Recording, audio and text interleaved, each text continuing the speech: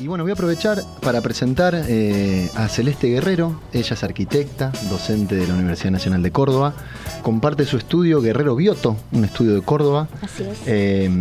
Y bueno, un poco la idea era invitarte y charlar y conversar creo que de un tema que nos puede llegar a interesar a más de uno, no necesariamente siendo arquitectos, sino también creo que todos vivimos en algún lugar, en algún espacio que llamamos como vivienda, casa. ¿Cómo? Sí, el espacio doméstico, el lugar de lo íntimo, qué sé yo, me parece que es un poco eso. Y donde también a veces nos juntamos a comer y compartimos cuestiones que tienen que ver con la familia o con otras familias. Y hablamos hace un ratito antes de empezar el programa de que hay como un recorrido, ¿no? Como que ahora entendemos la casa desde un lugar, pero antes no eran los espacios de la misma forma. Sí, tal cual. Nosotros, un poco en el trabajo en el estudio y en el trabajo en la facultad, vamos como repensando algunos temas. Por los espacios académicos en los que yo estoy, trabajo con el tema de la casa, de lo doméstico y con lo institucional, que es otra escala. Y en el estudio nos pasa un poco lo mismo. Gran parte de los proyectos que hacemos tienen que ver con el espacio doméstico, con la vivienda, y a veces abordamos concursos donde en general trabajamos lo institucional.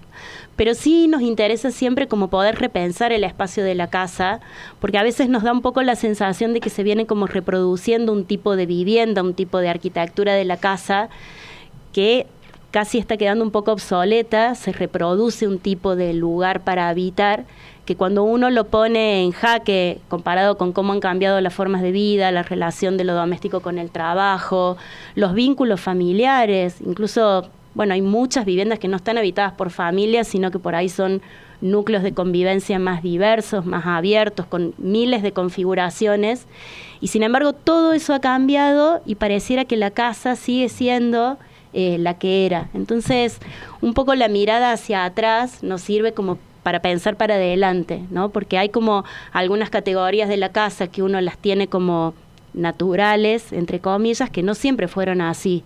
El espacio doméstico, acá por lo menos en Argentina, uno se podría remontar al conventillo y la casa chorizo, que tenían una forma de vivir que es completamente distinta a la casa. Una convivencia muy particular, ¿no? Muy particular. Claro. El conventillo tenía una dinámica de habitar en la que se compartían un montón de espacios. Mucho más comunitario. Mucho más colectivo y comunitario, y el espacio de lo íntimo del núcleo familiar era muy pequeño, digamos, comparativamente. Después uno lo puede atravesar por la problemática económica, social, pero digo, era la manera en que se habitaba.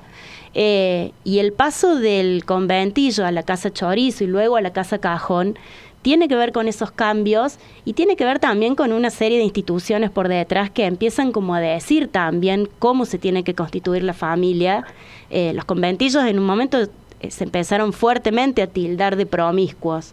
Entonces, bueno, la idea de que se saliera de habitar ese lugar común y se habitara en viviendas individuales, de alguna manera es una pata que pone a algunas instituciones que lo impulsan, no tan claramente lo dicen, y que impulsan a la gente a vivir a viviendas individuales por núcleo de convivencia, digamos. Pienso en la palabra conventillo y digo, ¿qué conventillo? Pero quedó como que era medio bardo, ¿no? Porque quedó era bardo, y de hecho creo que lo era. Pero el código moral era otro también, me parece, en esa época. O sea, en esa época una familia, no sé, vivían en un mismo cuarto adultos y niños, y más allá de las condiciones de habitabilidad que uno las podría repensar, no había una cuestión moral ahí que estuviera visto como que estaba mal.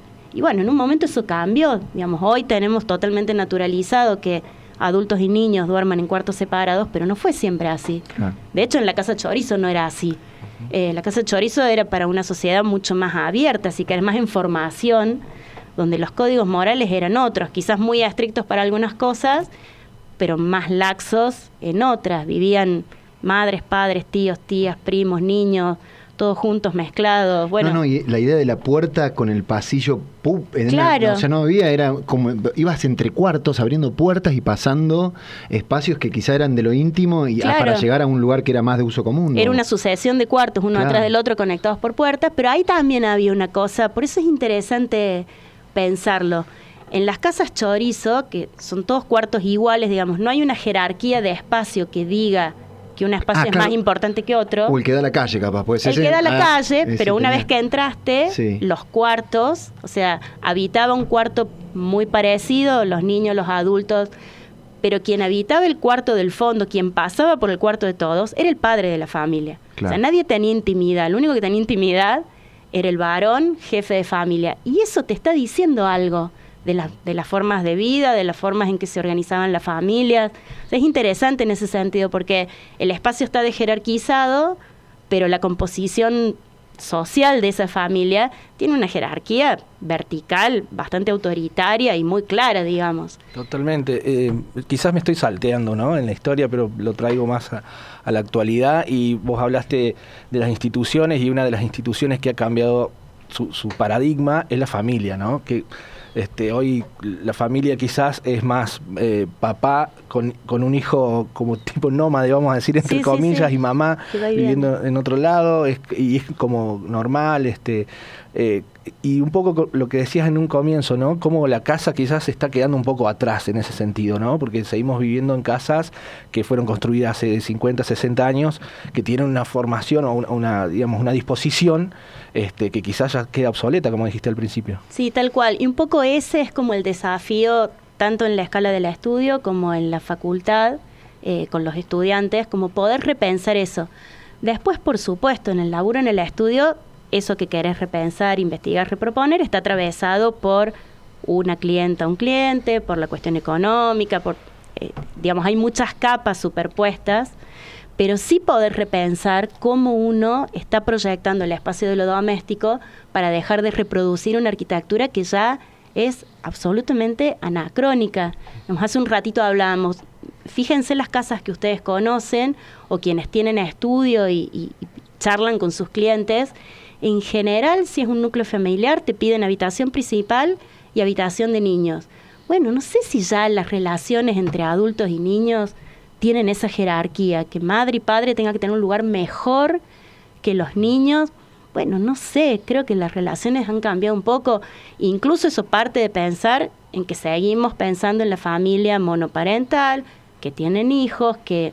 Mira, el último censo, no tengo el dato, el que fue hace poquito, pero el de 2011, el 37% de las familias eran familia tipo. 2011, estamos hablando. 2011. Más de una década. O sea, seguramente en el último censo fue mucho menos.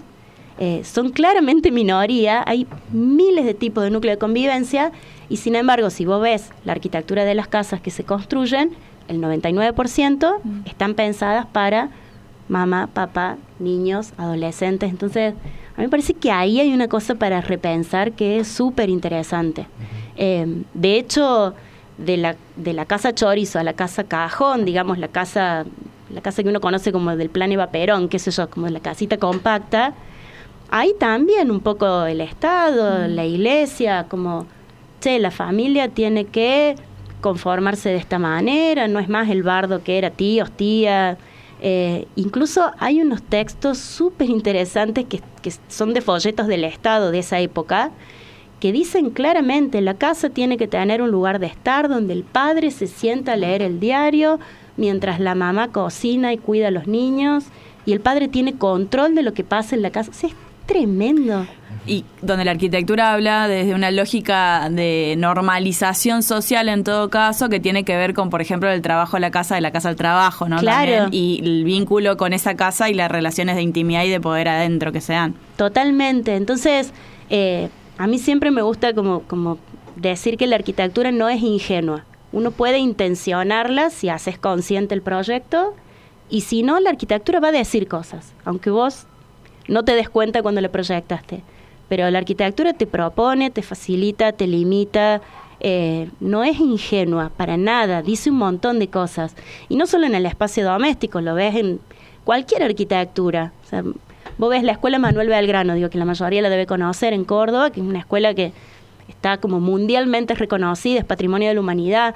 Pero digo, más allá de su belleza arquitectónica y de que hay unos linkeos con arquitectos muy importantes, Le Corbusier y europeos, que todas y todos estudiamos, es una arquitectura que propone un tipo de ámbito para estudiantes que tiene que ver con poner el 90% de la energía en el espacio de encuentro de los pibes, en el espacio social de los pibes dentro de un ámbito educativo que tiene sus normas, sus aulas, pero digo, el patio de la escuela, que es un patio en planta baja, en la planta que sigue, que sale a la costanera, se come el 90% de la superficie, es el espacio más tiene lindo. Como 4 niveles, ¿no? Es una cosa... Sí, tiene como una triple altura. Sí. De hecho, cualquiera que google la Escuela Manuel Belgrano, si ponen las imágenes, de 10 imágenes, 9 son de ese espacio. Pues realmente es hermoso. Entonces, bueno, una obra por concurso. Ahora, el vínculo es distinto, ¿no? En un pasillo que quizás es más angosto y el roce ahí en esa libertad. Claro, lo pensaba también en la vivienda, nos fueron condicionando de una manera no sutil para nada. Para nada sutil. Para nada sutil, quizás sin darnos cuenta, sí, porque pero esas tipologías. Y todavía siguen, me pasa de ver algunas plantas, algunas situaciones que seguimos repitiendo el modelo. Sí, totalmente. Por eso... Hay, digamos, desde cosas que son más fuertes, que tienen que ver con las jerarquías internas, como vos decías, hasta sutilezas, digamos, no sé, la casa de los 50 del Plan Eva Perón, los patios eran enormes, pero eran patios productivos, gallinero, animales, frutales. Eso es muy lindo. Es muy lindo, pero los ámbitos que daban al patio en general no eran los ámbitos sociales como nos gusta ahora, la cocina, el comedor. Entonces, bueno, había otra lógica, eran casas productivas, en donde había un trabajo en la casa que tenía que ver con tener una huerta, gallinas, que hoy no es así. Entonces, bueno, poder pensar cómo es hoy, si está bueno que los espacios abran afuera, bueno, hacerlo, promoverlo. Digo, hay un montón de cosas ahí que son interesantes para pensar cuando uno proyecta a 60 metros cuadrados. Por eso nosotros siempre decimos en los grupos, amigos, colegas, en la facultad, que la complejidad de la arquitectura no sé si está exactamente en la cantidad de metros cuadrados. Sí y no. La vivienda es re compleja.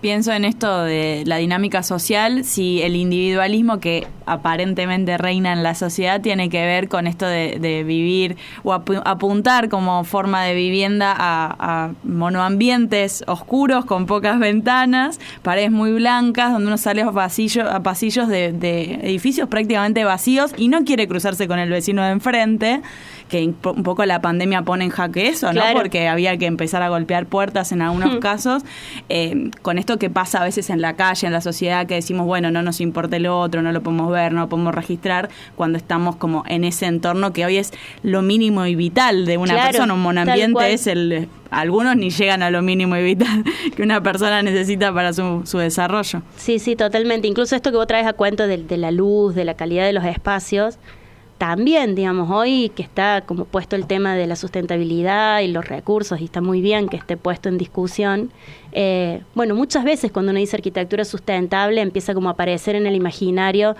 el colector solar, no digo que estén mal, pero digo, también está bueno que la arquitectura se haga cargo de lo que sí puede hacer para que un ambiente tenga luz, para que te entre sol en invierno y no en verano, para que ventile cruzado, digamos, hay 1000 estrategias, como no escaparse de la disciplina, digamos, la disciplina también tiene un montón de cosas para decir al respecto, digamos.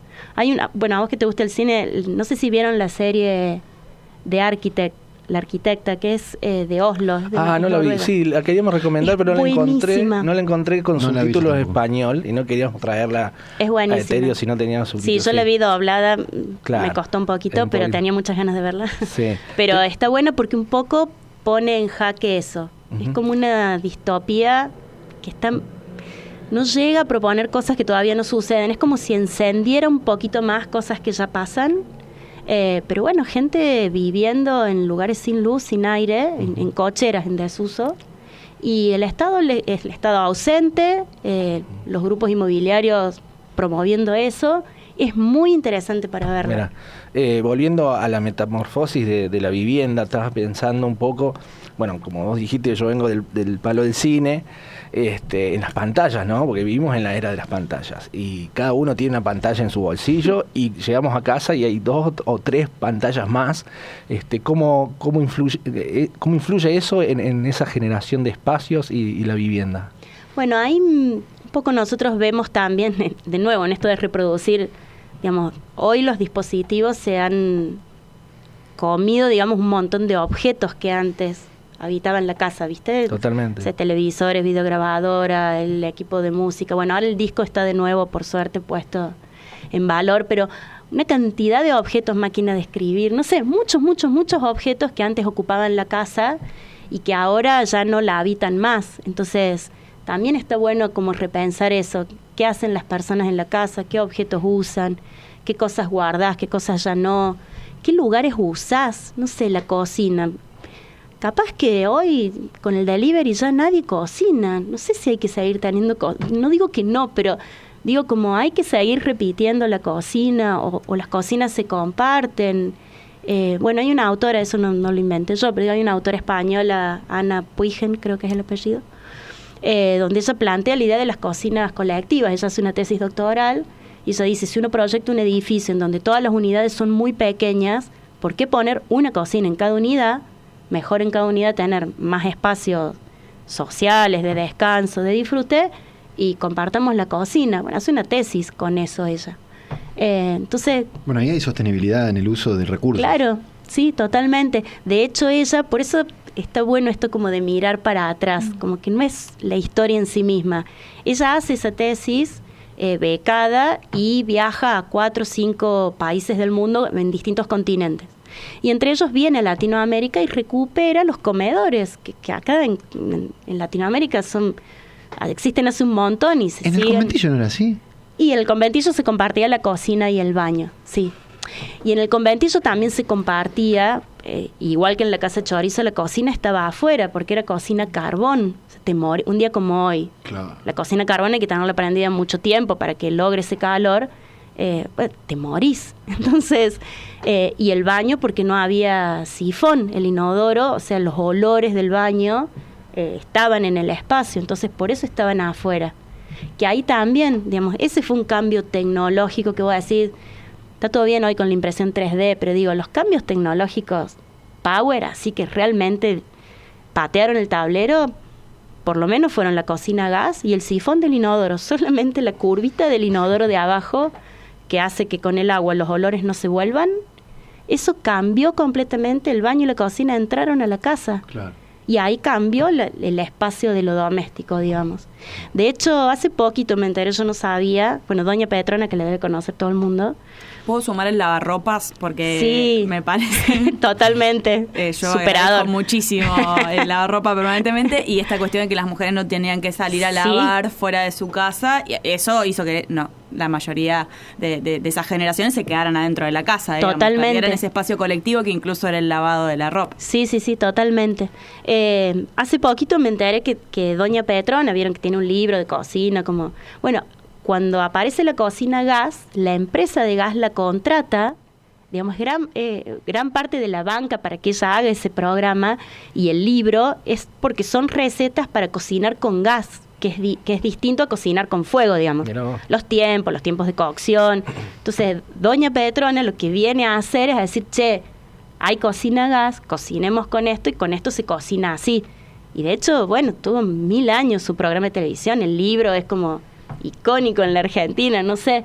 Por eso te digo que a mí me parece que la arquitectura tiene que mirar para afuera. La disciplina tiene un montón de cosas para enseñar y hay una historia, digamos, la arquitectura tiene, no sé, miles de años, pero vos vas aprendiendo un montón también de mirar lo que está pasando, digamos, en otras disciplinas, te ayuda a entender para después proyectar, y bueno, proyectarás lo mejor que puedas en los contextos en los que lo haces.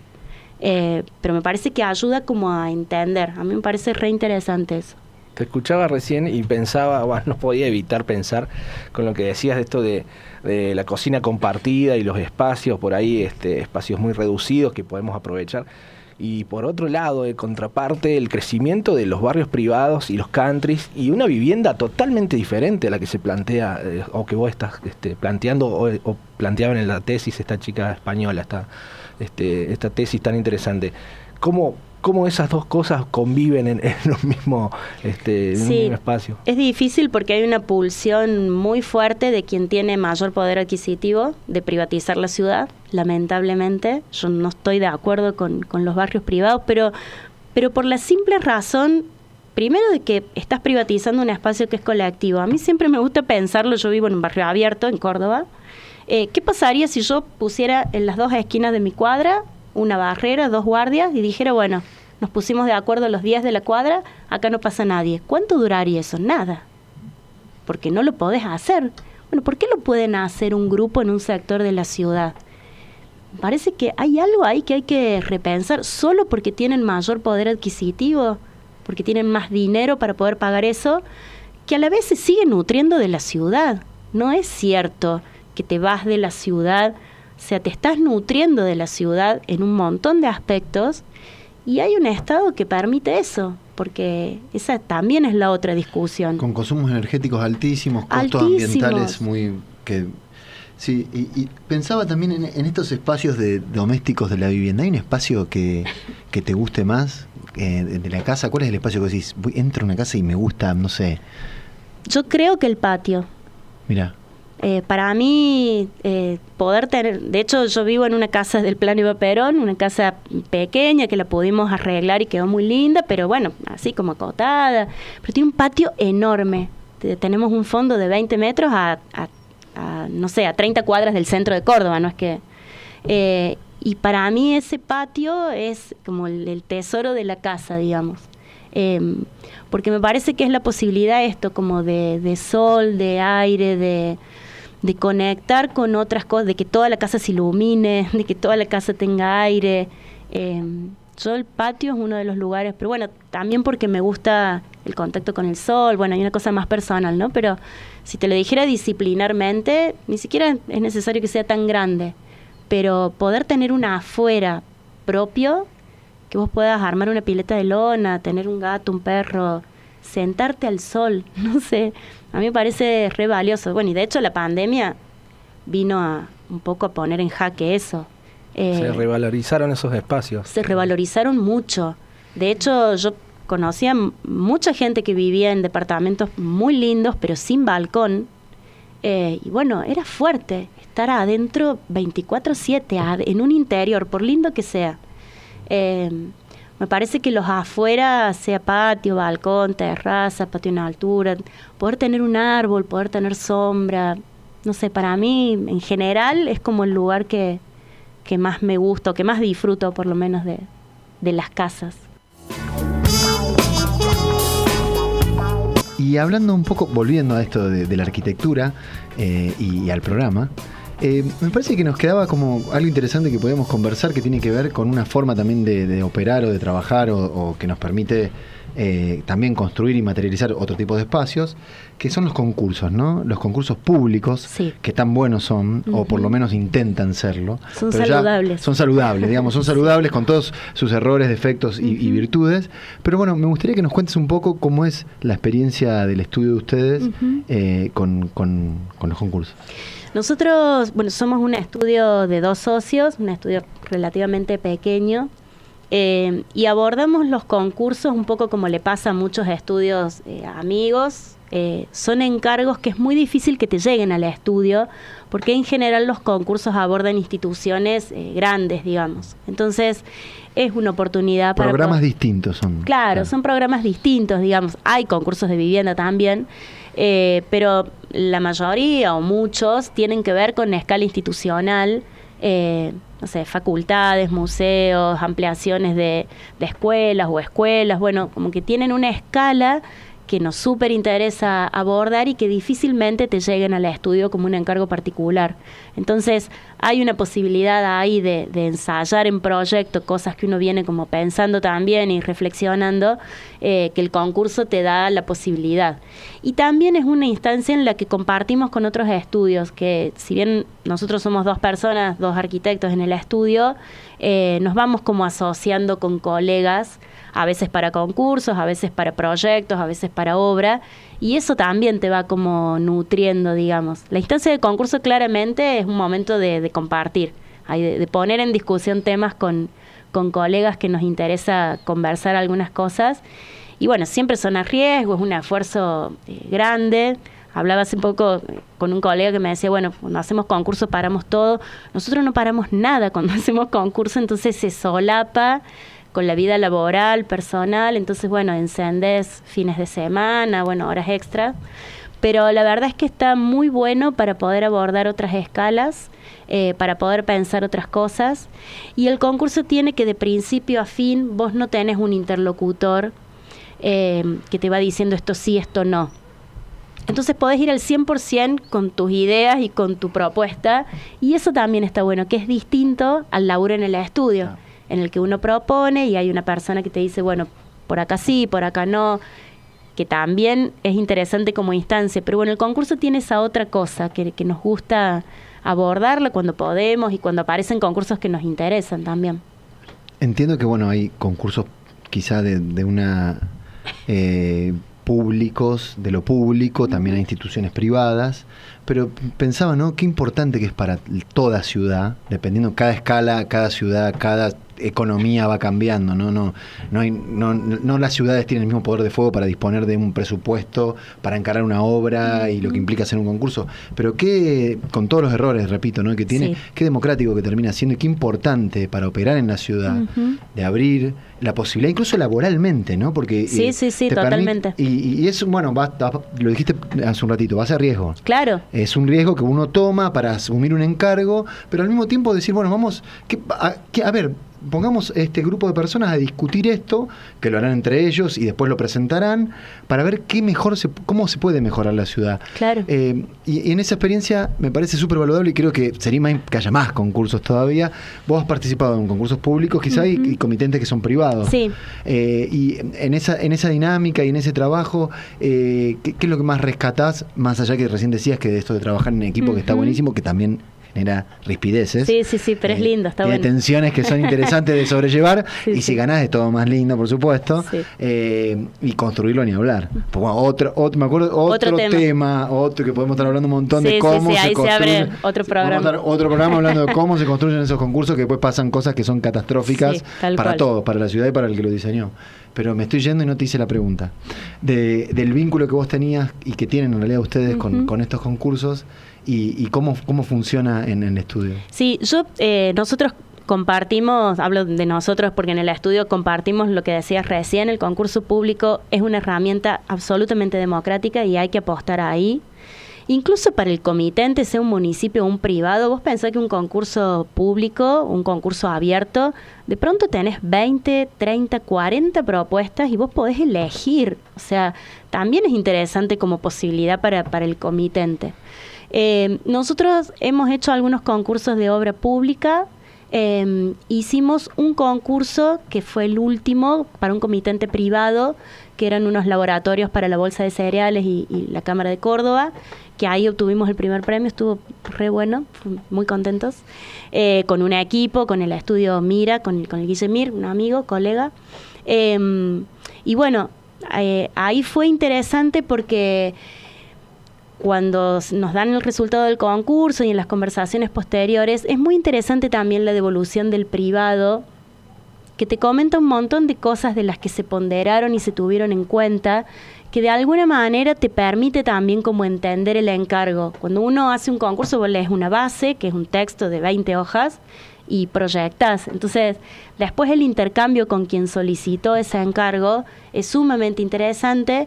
Y cuando tenés la posibilidad de obtener un primer premio, bueno, se abre como la otra instancia, que es pensar si vas a poder desarrollar el legajo, hacer una propuesta a ese privado para ver si se puede hacer el desarrollo y luego construir y hacer el seguimiento de obra. O sea, como estudio a nivel profesional, te abre otra instancia que es sumamente interesante y que bueno, ahí estamos como en ese momento viendo si avanza o no, pero bueno, de alguna manera fue nuevo para nosotros y bueno, estamos ahí con el entusiasmo de que quizás suceda, y si no sucede, bueno, entendiendo también lo que hablábamos antes, ¿no? Que cada situación está atravesada por tantas capas, que bueno, que a veces las cosas se dan o no, por el contexto, por la economía, por el comitente, por los pareceres, por los gustos, Pero bueno, fue una instancia súper interesante ahí con la gente de la Cámara, poder conversar con ellos, poder empezar a pensar que este proyecto siga, y bueno, en esa estamos, digamos.